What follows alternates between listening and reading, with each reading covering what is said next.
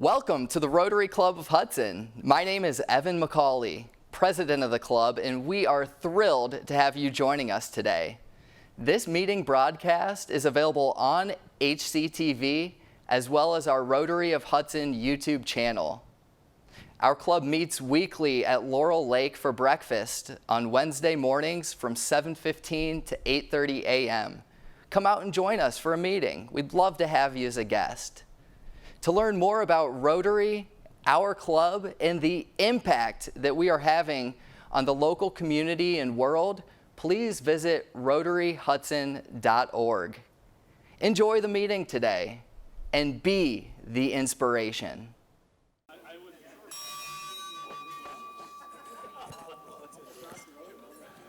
Good morning, Rotarians and guests.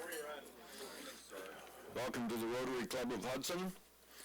I'm the Sergeant at Arms, Ron Strobel, and our invocation this morning is by Liz Ramsey.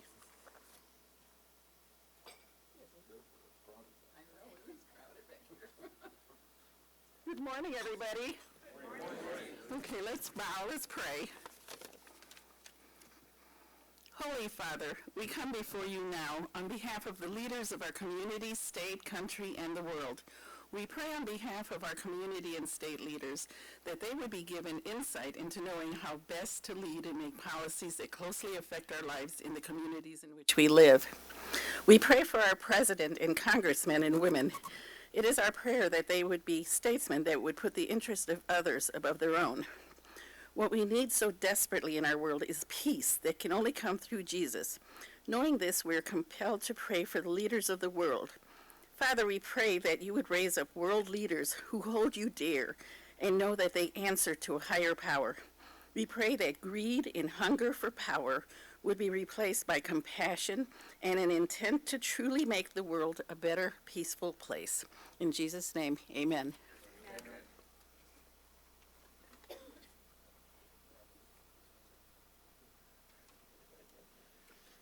And to lead us in the pledge and four-way test, Allison Feaster. Good morning, Rotarians. Join me in the four-way test. First, Is it the truth? second, Is it fair to all concerned? third, Will it build goodwill and better friendships? fourth. Will it be beneficial to all concerned? Good job. Next, there's a flag right here. I pledge allegiance To the flag of the United States of America and to the republic for which it stands, one nation, under God, indivisible, with liberty and justice for all. Thank you. Thank you. And now to introduce our guests, Chris Barker. Okay. Singing first. Oh, we're going to sing first. Sorry. Well, she confused me by doing the, so. Well, I think we should mix it up. I think we should just say, Laura Jones from Hudson Community First, thank you for being a guest with us today. I almost want to say lead us in song, but that wouldn't be fair. So please join us as we sing When You're Smiling. Okay, James Field picked out the song this morning. I may or may not know the melody and song part, so I'm asking y'all to carry me along. All right. Okay? When you're smiling, and the whole world smiles with you. When you're laughing, the sun comes shining through. But when you're crying, you bring on the rain, so stop that sighing. Be happy again when you're smiling. Keep on smiling. The whole world smiles with you. All right.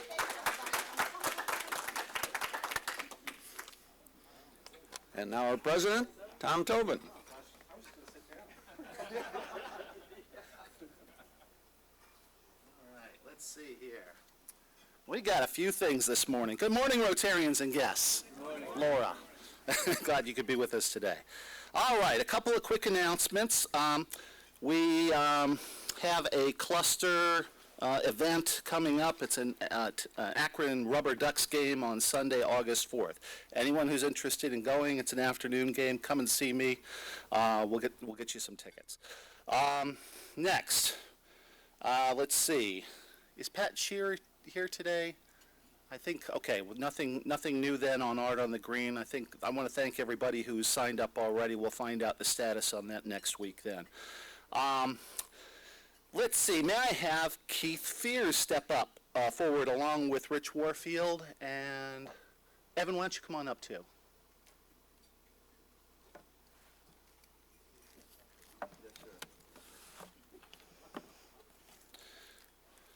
All right.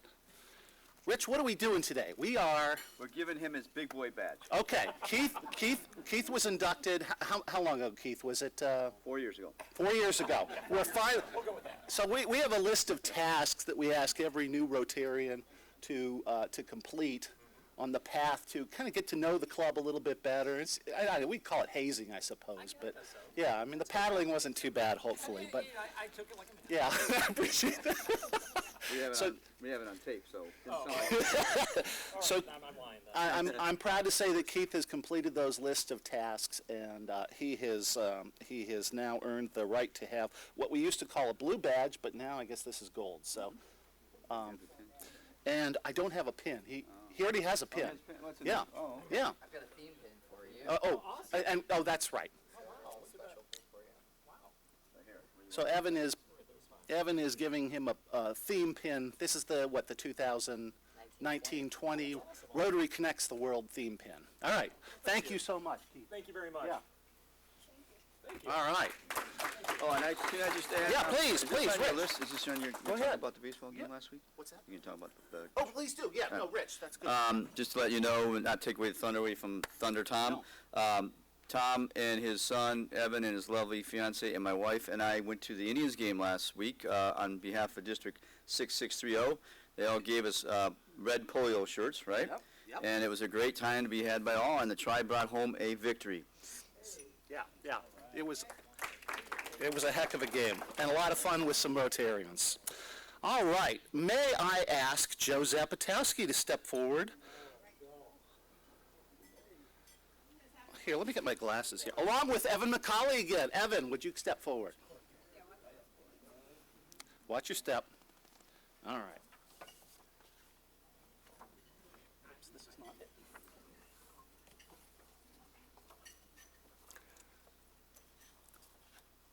Well, Evan, I'm glad he called you up because I was going to do that, but what the heck? I'm already here. Yes, you're already here.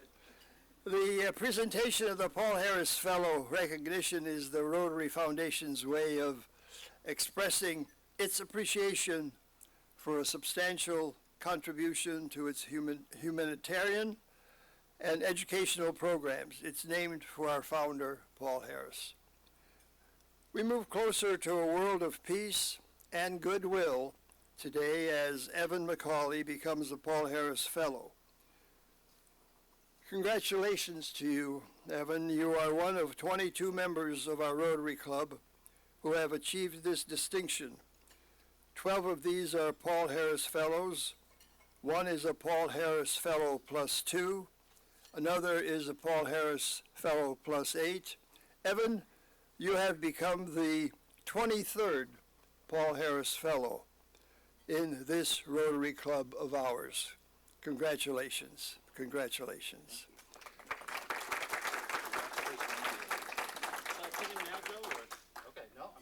Wait for my clue. Yes, sir. I mean, what is this? Everybody is trying to get into the act here.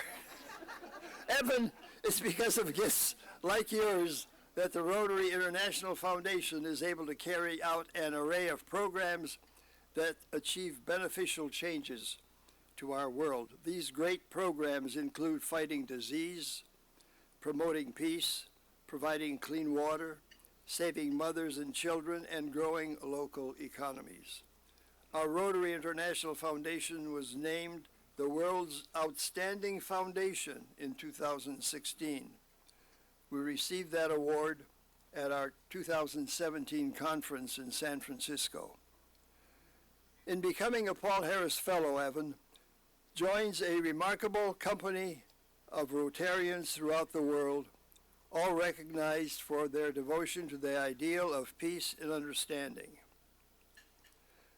It is the goal of Rotarians the world over, and one that Evan shares along with all of us.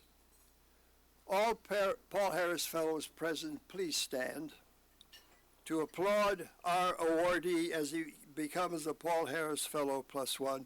Now you can pin him. All right.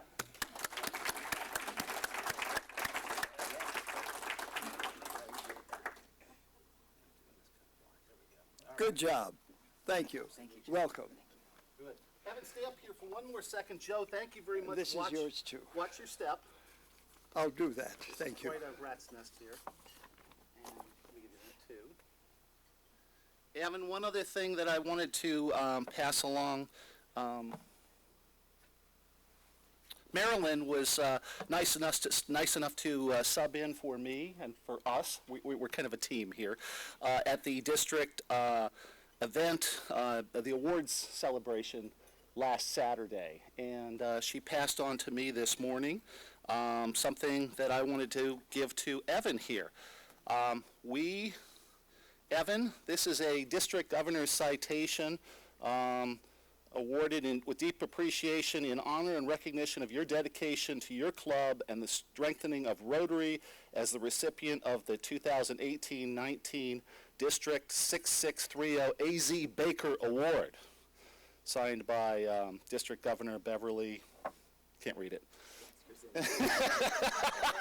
So if I may give this to you, along with the patch that goes with it, which I believe goes on here, and I'm proud to say there's not a lot of room left on this. We may have to get another one, but hey, good work on that. Thank you so much. Thank you. Yeah. Thank you to all of you. It's all you. Yep. Very good. Ron Strobel, may I ask you to step forward? And Marilyn? And Marilyn. Great. And, okay, you'll handle it from there. Yeah. And Laura Jones, please.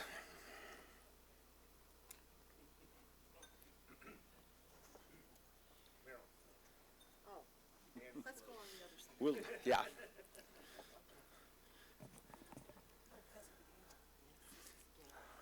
It gives us great pleasure as the three gala co-chairs and with the help of all of our Rotarians to have raised the money that we did this year. And it gives me great pleasure this morning to award a check for $7,000 to Hudson Community First, Uncharted Waters, what every senior needs to know before they go to college, which we sponsored 3 years ago and continue to sponsor. So with that, I'd like to present this check to Laura.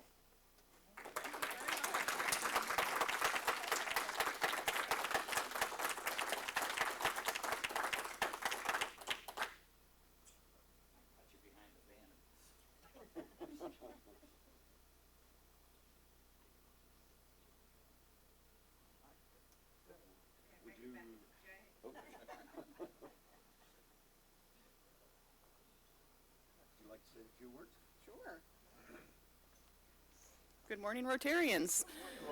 Thank you so much for this continued support of this great program. Around 400 high school seniors before they graduated participated this year. We slightly changed it this year in a very cool way. We had 3 sessions that all the students rotated through.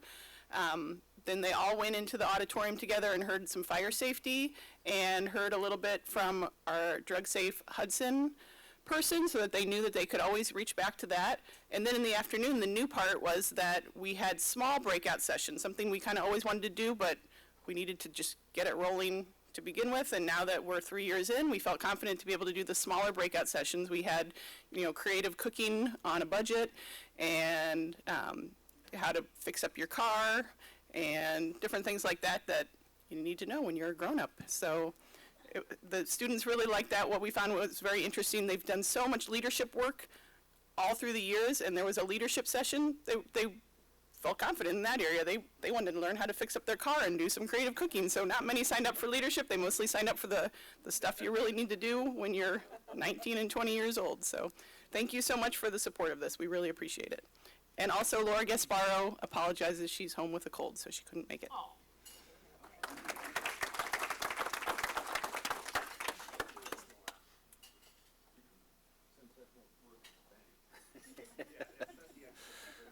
Laura, that's great.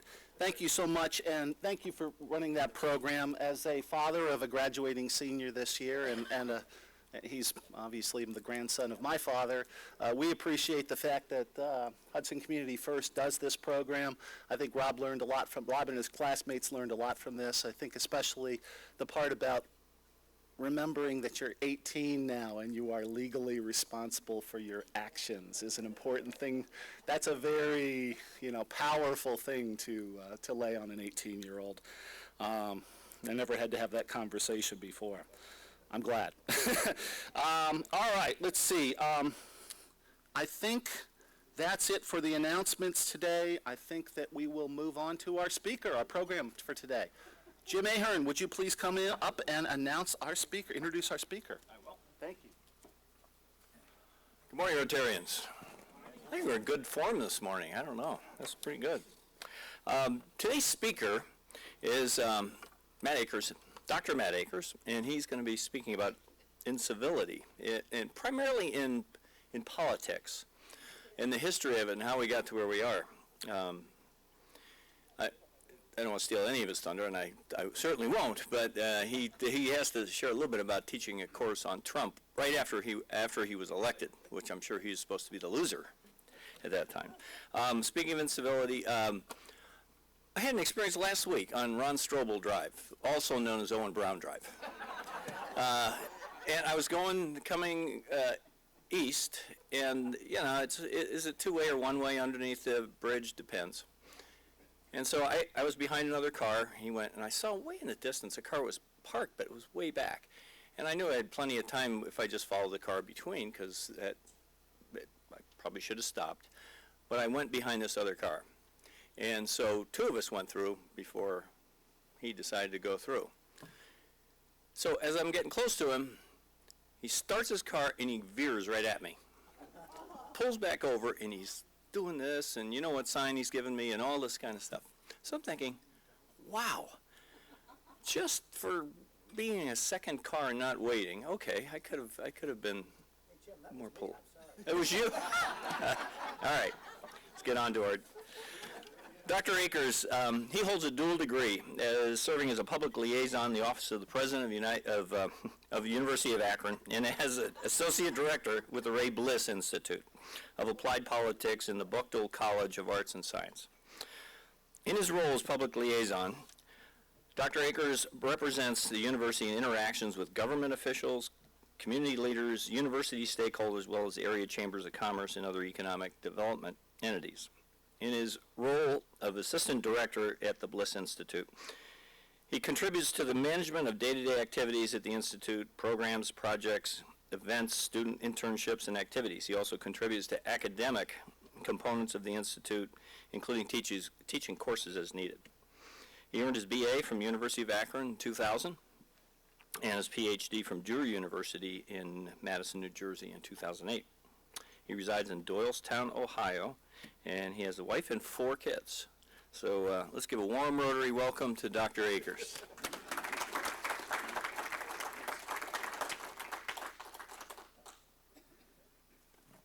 Well, good morning, everyone. Good morning. It's an honor to be here with you. I was looking at my presentation this morning, and then as I was talking with Tom and Jim at the table, they reminded me of the 4-way test here that all of you pledge and that we said this morning. And I thought about scrapping my entire presentation and just let's go ahead and talk about these 4 principles, because I think that they do represent exactly what we're trying to do, at least at the Greater Akron Civility Center, with civility. So, I think it's wonderful that you use those.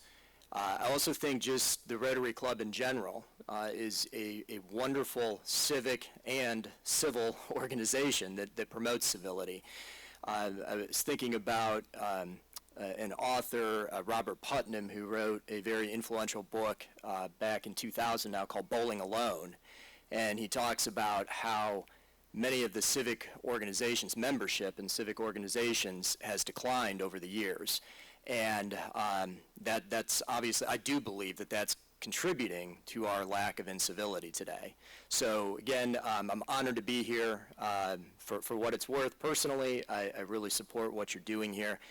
I think this room full of people also, in terms of building relationships, I think that is key for civility and something that we don't do enough of today. So this gathering and fostering of community and relationships, very, very important. So again, thank you for having me. All right, we will get started. I am going to talk a little bit about creating a culture of civility. So we will talk about politics, but we'll hopefully go beyond politics, because I believe politics is a symptom of our lack of incivility. I don't think it's even the primary cause, but I think you can certainly see incivility in politics.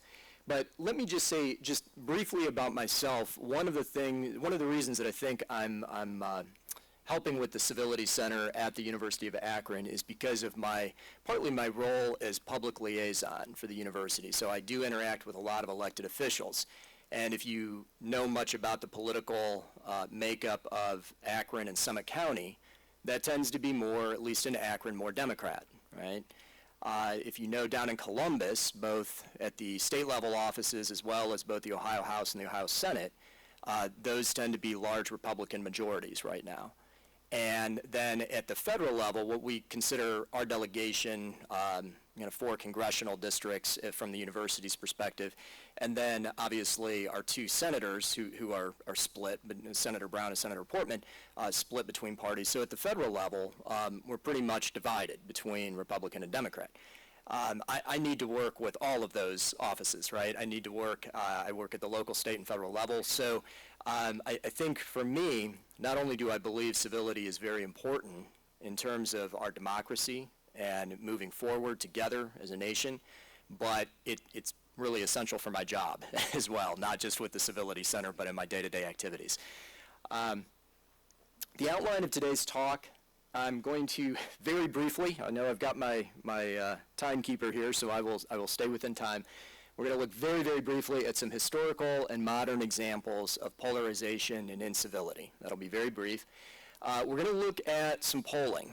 I work in the Bliss Institute of Applied Politics. I can't do a presentation without showing some political polls, okay? So we'll look at some of the polls to see where people perceptions on incivility and polarizations. And then finally, the last part of the presentation, I want to show you, and hopefully it will give you a little bit of hope of if you do despair about civility in American culture and in American politics, a little bit about what we're doing at the Greater Akron Civility Center in the Bliss Institute at the university. Okay, we will, I put this slide up here and wanted to start here because a number of people that I encounter will say, well, civility started in X year. And incivility started, in this year, and it's because of this political party or this political person that's prevalent today, right? I don't agree with that. I think you can see all throughout history. I mean, we've had this, right? There's nothing new under the sun in many ways. So one instance, and again, these are just kind of random. We could have picked other ones, but these are fairly well known. The Aaron Burr and Alexander Hamilton duel in 1804. And at that point, Burr was actually the sitting vice president under Jefferson, I believe. And Burr believed that Alexander Hamilton, who by 1804 was the former Secretary of the Treasury, had insulted a family member of his and challenged him to a duel. And the duel took place.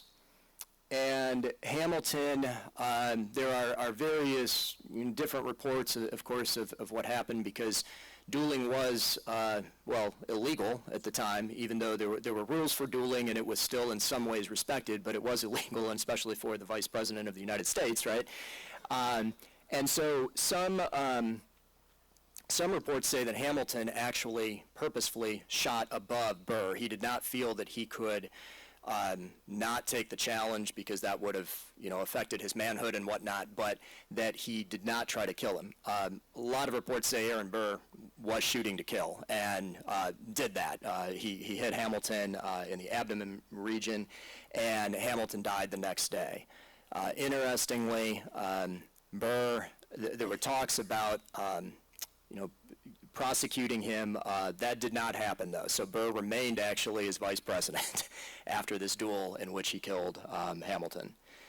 Another example, again, of some historical incivility, to say the least, was the Brooks-Sumner affair in 1856.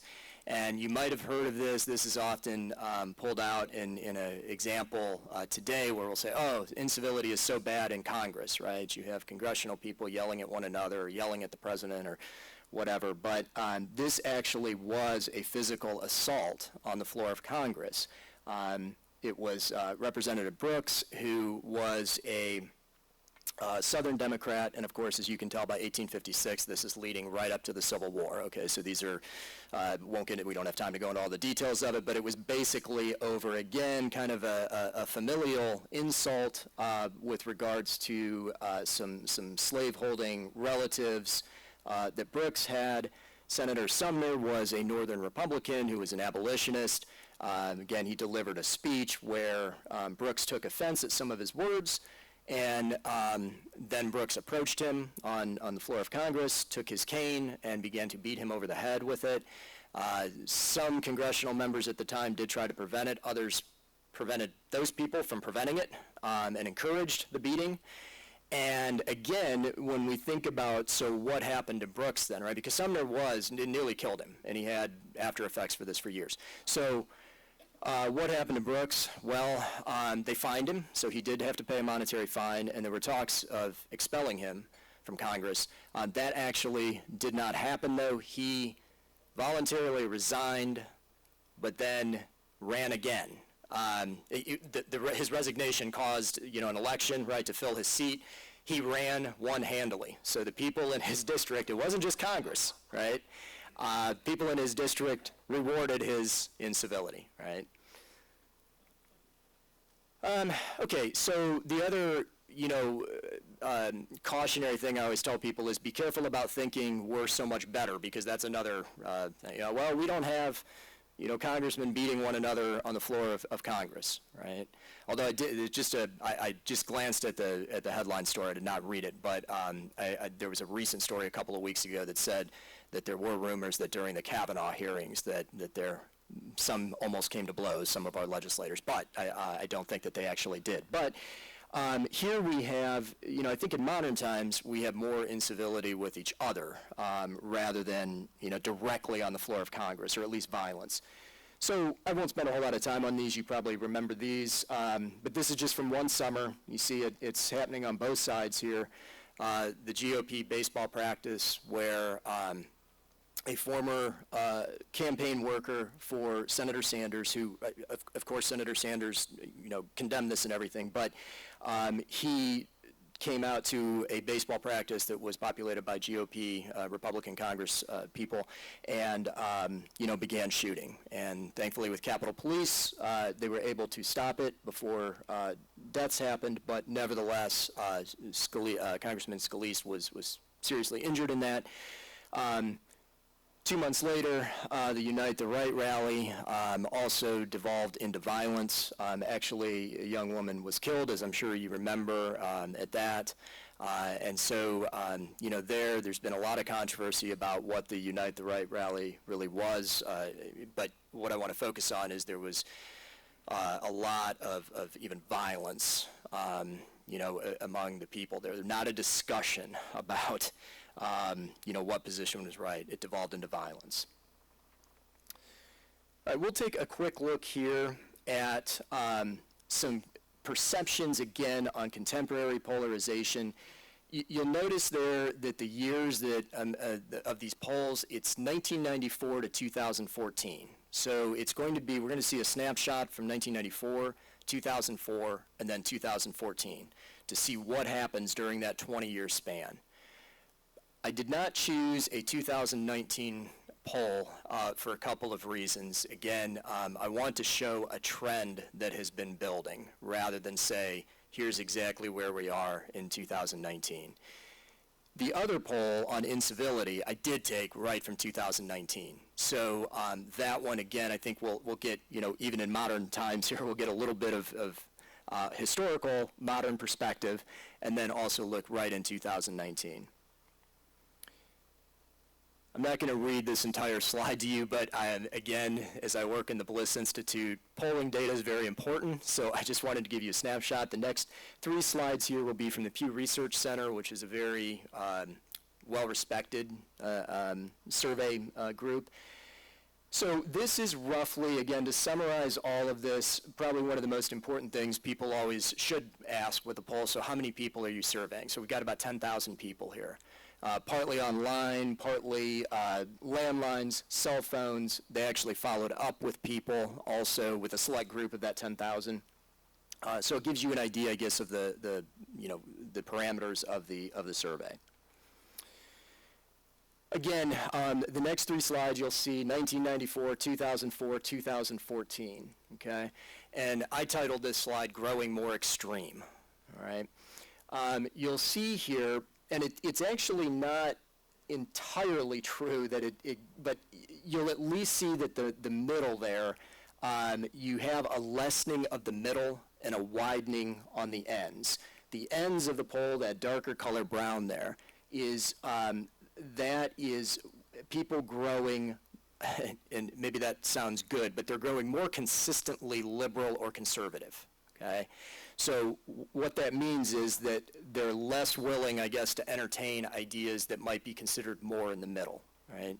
So you'll see there, if you look at 1994 to 2004, actually you don't, you do see some variance there, but it's not quite as wide as that jump from 1994 to 2014. By the time we get to 2014, you could see there visually, just again, that middle lessens, lowers, flattens out, however you want to describe it, and both sides are growing, okay, in terms of consistently liberal, consistently conservative. My concern with that, obviously, is that you have on both sides then less of a willingness to entertain other ideas or ideas that fall outside of those parameters.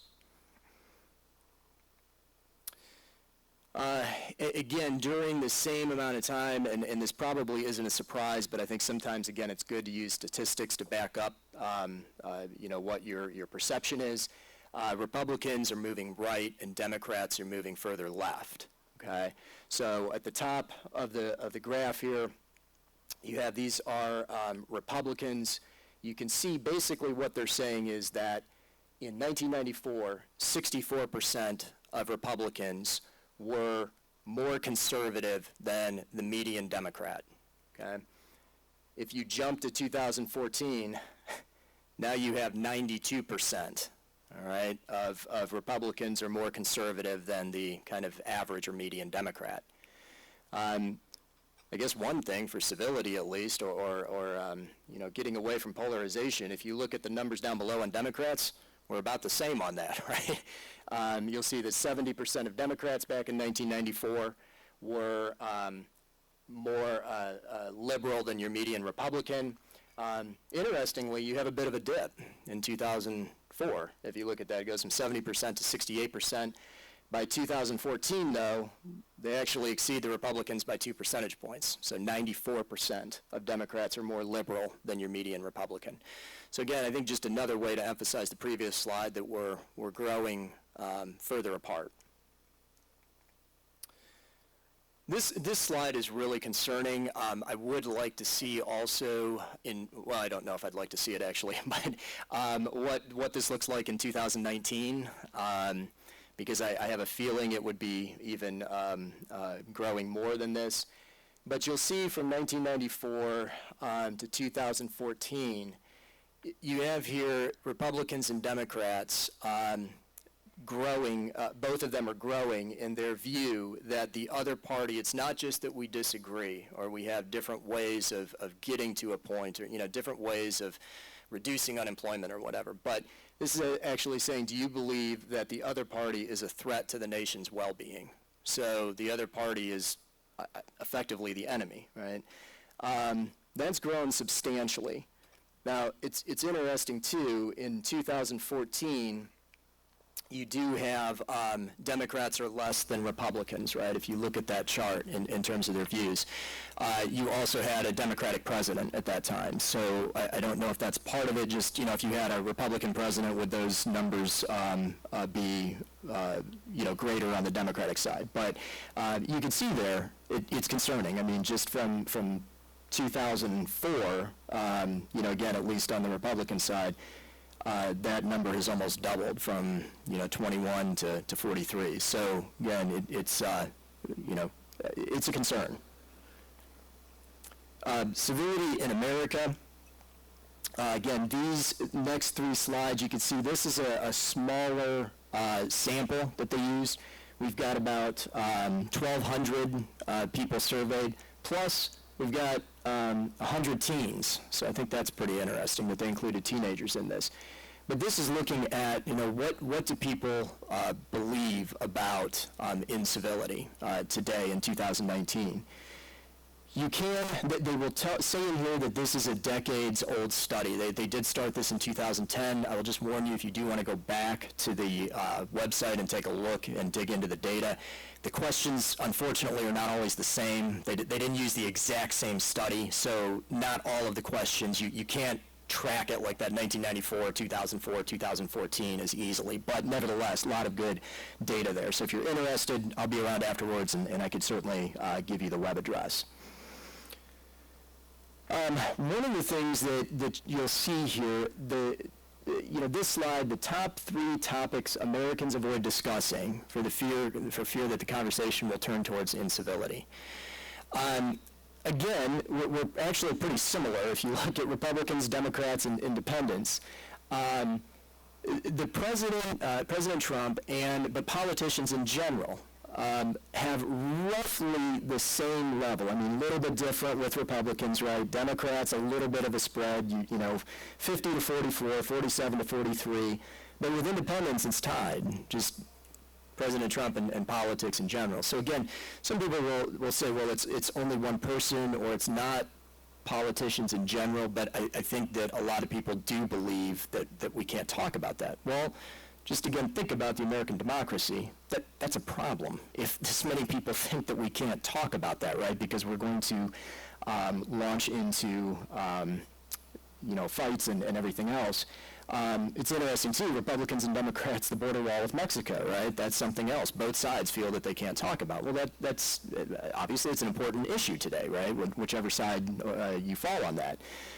So this slide, in one sense, I guess it has some hope because we all agree about what we can't talk about, right? Causes of incivility. Again, these are, people's perception. It's very interesting to me. Social media and the internet tops it, right? Again, it's actually not politics. Now, politics is up there very close, and again, you see that the White House, 50%, politicians in general, 47%, very close. But social media is right there at the top. Goes back to, again, as I mentioned in my opening remarks with Robert Putnam's Bowling Alone. He wrote that book about our social isolation before the advent of social media. I think it's only increased our social isolation with the increasing use of social media. So you can see down there, Congress is to blame at 29%, liberals, conservatives, American youth, college students. I'll have a little bit more to say about that in a minute. But, one of the things that you'll often see, though, no one thinks that they themselves are uncivil, right? So all these other people. What can we do? So this is something, again, going into the last part of my talk. This is the last polling slide we'll look at. But you can see here what people believe we can do about it. A lot has to do with make an effort to be civil when treated uncivilly. I think people recognize civility really must begin with you. It's not, and you're doing it here at the Rotary Club, right? This is an example of it.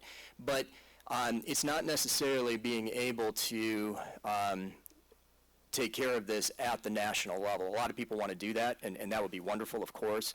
But I do think that as you look at this, a lot of these actions, have to do with your family, your friends, your network, right? And a lot of us, we don't have a huge network, but we do have people we can impact. The last one there, donate money or time to support organizations that promote civility. Keep that in mind, because I'm going to show you an organization now that promotes civility. So the Greater Akron Civility Center.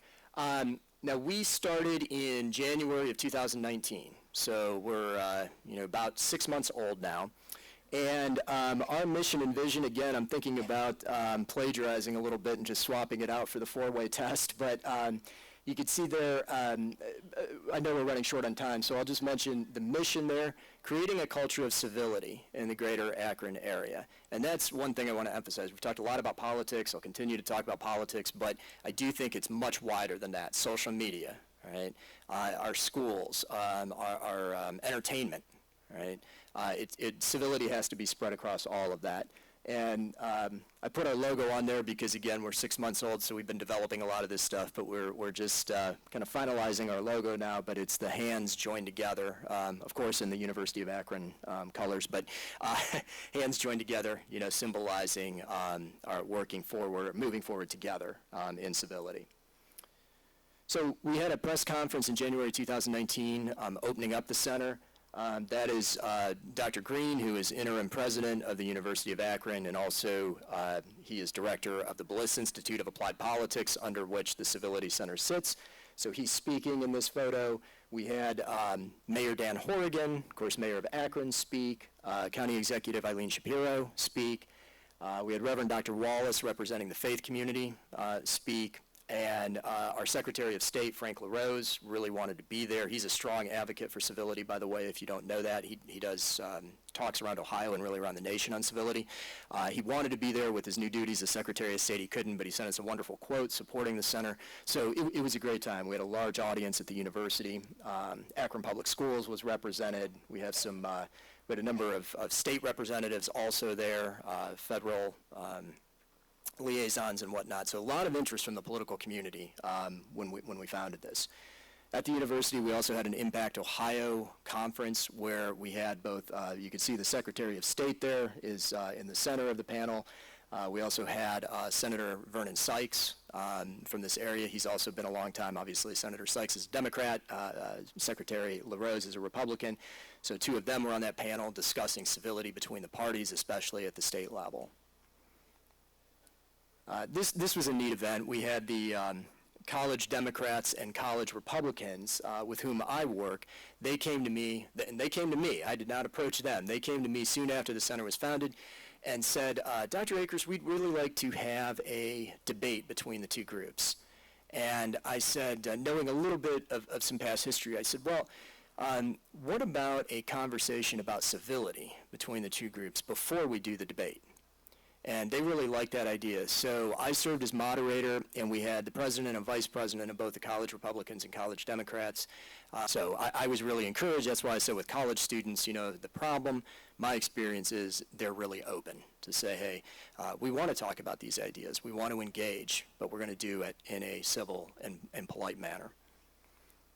So with that, I will end. Apologize if I went over there, but if we have time for questions, I'm happy to entertain questions.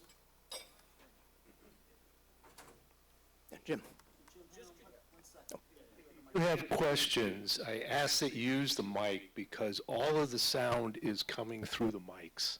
No sound from the room unless it's being picked up by a mic is going on the TV. So I do ask if you use the mic. Thank you for coming. When we were chatting earlier, you gave a great anecdote about, I don't know how to ask the question without telling it, but they shared the story about it, the assumption that it's who is on the other side sharing information, and it was a revelation where the information actually came from, and I thought it was telling. So if you'd share that story, that'd be great. This is the one where somebody on the street. Oh, yes. So, and again, I always preface these comments because anytime that I talk about one side or another, people assume that I'm making a criticism, and you can do the same thing on the other side. And again, I scan a lot of news sources so, and read headlines and don't necessarily always get into the depth of the story. But I recently, and I look at a variety of sources too. I go between liberal, conservative, supposedly neutral sources and whatnot. But so one source was talking about a guy who did, he took this quote out on the street, and I believe it was a college town, if I remember. And so he read a quote concerning immigration, and he said, "So what do you think about what President Trump said here?" And almost everyone said, "Well, this is awful. This is bigoted. It's racist. It's just out of the pale." And so then the man said, "Well, actually, that was President Barack Obama," and gave them the date and time, of the quote. And oh no, I approve of that quote. So, and again, you could find the same thing on the other side, doing the same thing. But I think it does point to the fact that people, again, it's become personality driven. We're on teams here. We're only rooting for our team, which is not the country. It's a political party or political person or whatever. And so I think it is very concerning, and that's just one example again of, I think, of that polarization. Yeah. Actually, I have two questions, or two observations in the question. First is that so a couple of us are on the school board, a couple on the city council. I remember running, and someone said, "Oh, don't worry, everyone is for you." And I said, No, everyone we know. Hopefully everyone we know is for you. But even Hudson's got over 20,000 people. There's a lot of people we don't know who could be totally against us. And I think that's part of the issues, especially with the internet, facilitates, and news channels and so forth that have one opinion or another, facilitates people just only hearing reinforcement of their own opinion and not getting two sides. And so the other observation, we have this Hudson Roundtable Facebook site, and one of the discussions, not Face2, was on the broadband, and I was looking forward to sort of hearing discussion back and forth on it, so I threw out a comment on one side of the issue, and I was hoping someone might say, well, here's what I disagree with on that, or here's other reasons. But instead, I got a long list of comments, not even addressing what I said, but addressing me for having that position, which caused me to how could you possibly hold this? Obviously you don't understand anything about economics. Having been at the Wharton School, I'm hoping I understand something about it. But anyway, so those two observations is, for ourselves, how do we get out and be able to hear opinions that oppose us and get involved in discussions that don't devolve into argument or debate, but are more discussion and back and forth?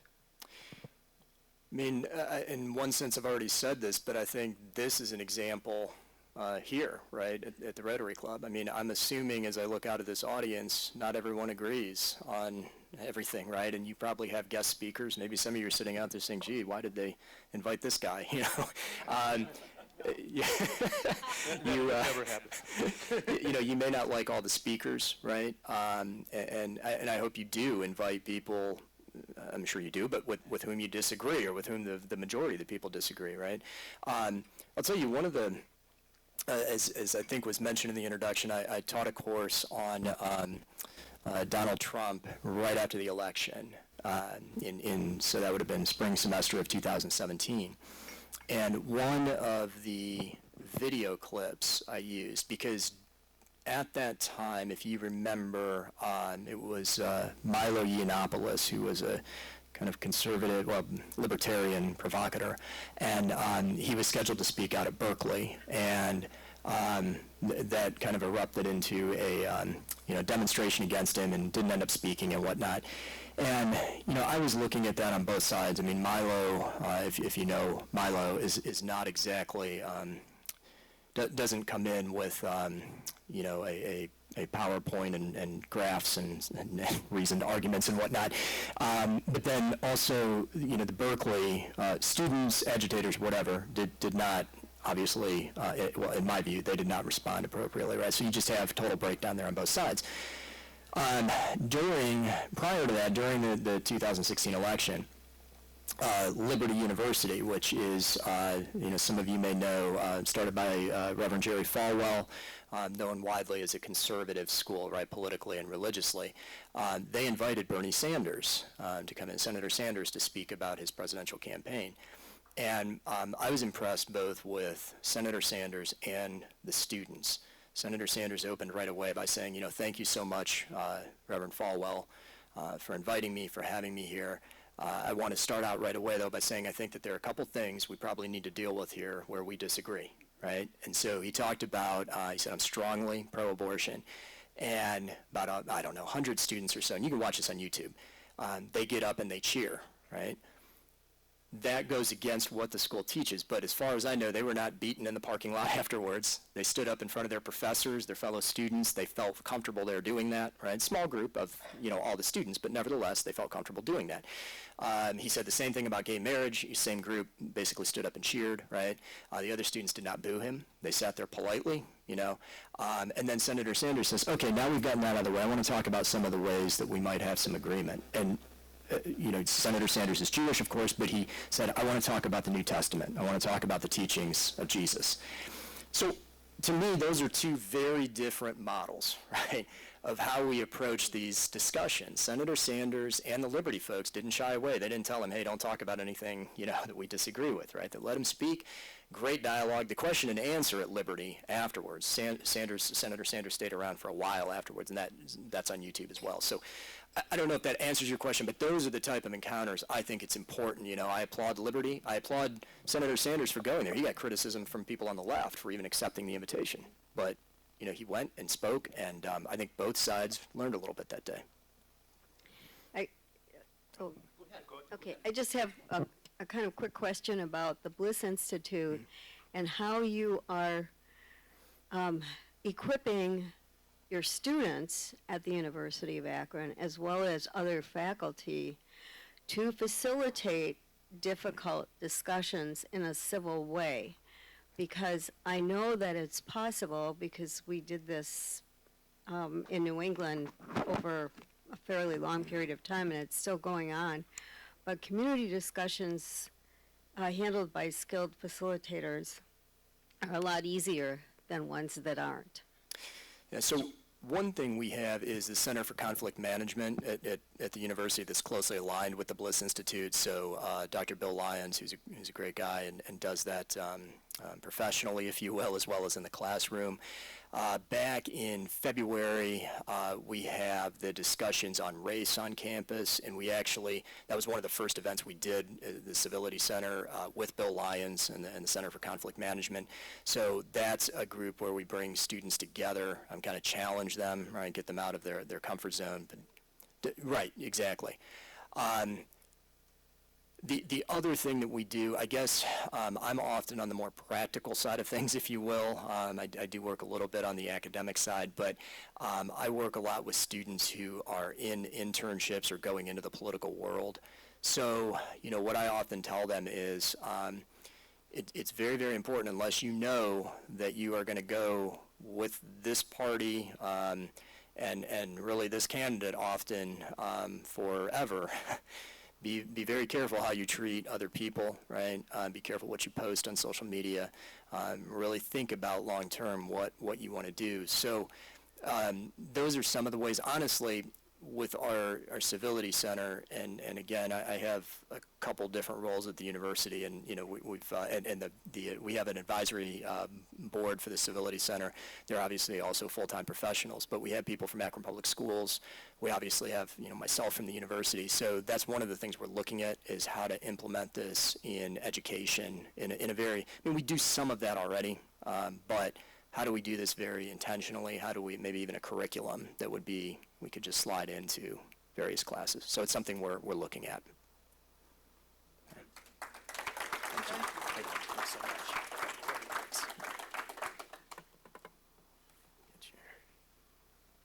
All right. Thank you, Matt. That was wonderful. A lot of great takeaways, and I do think you're right that Rotary is an example of how to practice civility through our life, and I appreciate you pointing that out. All right, Rotabuck. The important business of Rotabuck here. Our payout this week is $12. Matt, could I have you pick a ticket at random? Right to the bottom. All right. Great. All right, the winning number ends in 1333. Ed Sogan. Ed, get your limping butt up here.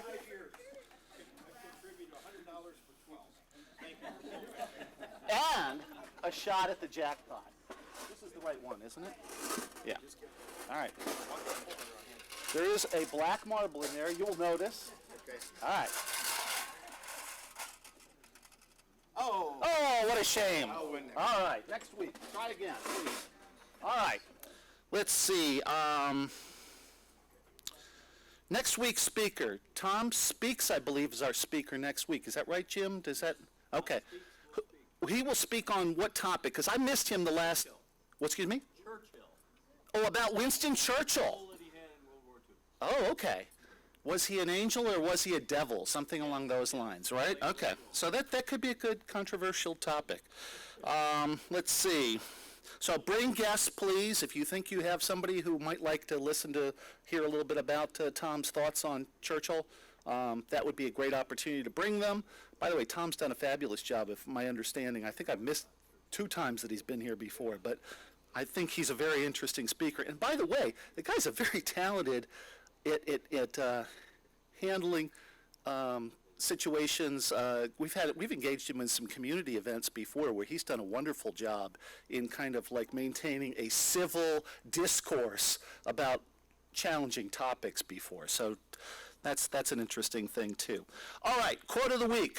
People who are crazy enough to think they can change the world are the ones who do. As a Hudson High School sports fan, I often consider our team name Explore, and Western Reserve Academy's Pioneer. Okay? I think it's very appropriate for our students to strive to be explorers and pioneers in the broader senses of those terms. I usually come around to thinking of the great explorers and pioneers of history who our students should consider as role models and emulate. One I do want to point out, because it's a very timely thing, Neil Armstrong. Okay, 50 years ago, just a few days ago, Rotarian from the Rotary Club of Wapakoneta, Ohio. All right? As we leave this meeting today, let's all be proud of the courageous exploratory spirit and deeds of Neil Armstrong just 50 years ago. And let's be civil out there, folks. All right? Thank you.